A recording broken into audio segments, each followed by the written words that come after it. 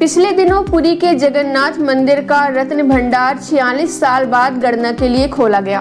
साल 1978 में आखिरी बार रत्न भंडार में रखे गए खजाने और आभूषणों की गिनती हुई थी। उसके बाद से भंडार के खजाने की गिनती नहीं हुई।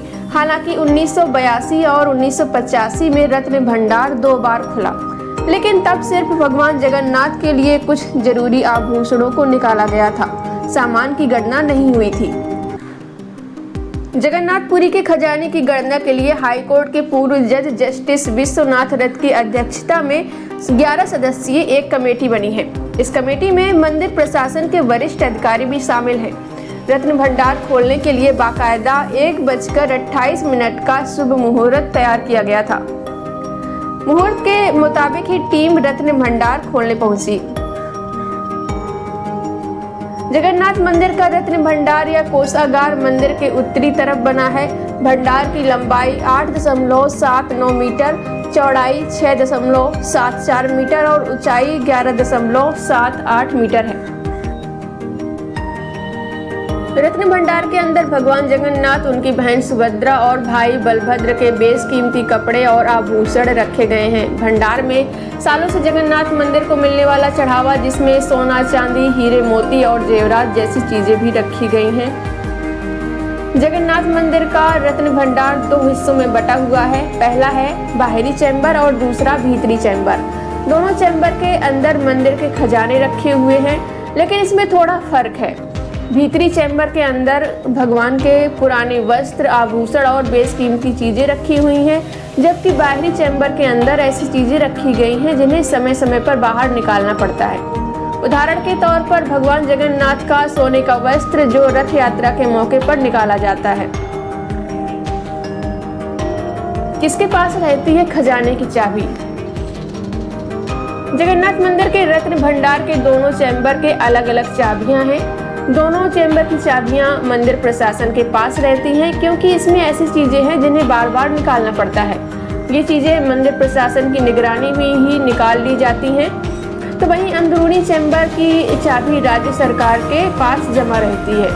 हालांकि जब कमेटी भीतरी रत्न भंडार खोलने के लिए पहुंची, तो राज्य सरकार के कोषागार में रखी चाबी से ताला नहीं खुल पाया।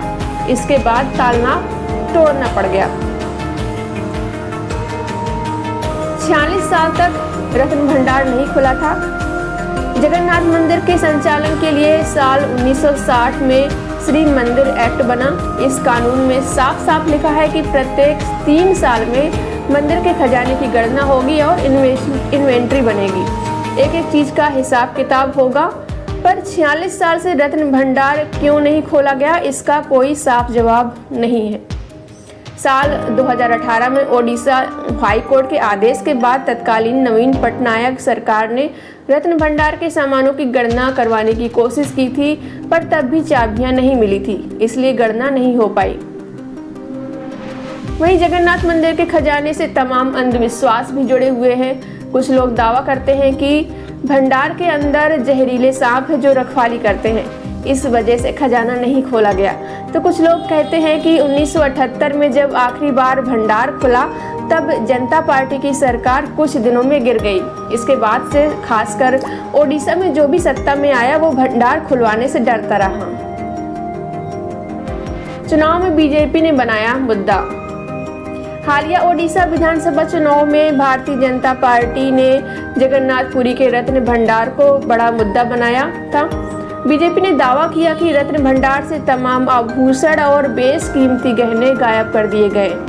प्रधानमंत्री मोदी ने नवीन पटनायक के करीबी रहे बीके पांडियन की तरफ इशारा करते हुए यहाँ तक कह दिया कि खजाने की चाबी कहीं तमिलनाडु तो नहीं चली गई। पांडियन तमिलनाडु के ही रहने वाले हैं। साल 1978 में जब जगन्नाथ मंदिर के रत्न भंडार का खजाना आखिरी बार गिना गया था, तब इसमें 70 दिन लग गए थे। खजाने की गिनती 13 मई 1978 को शुरू हुई थी और 23 जुलाई 1978 तक चली।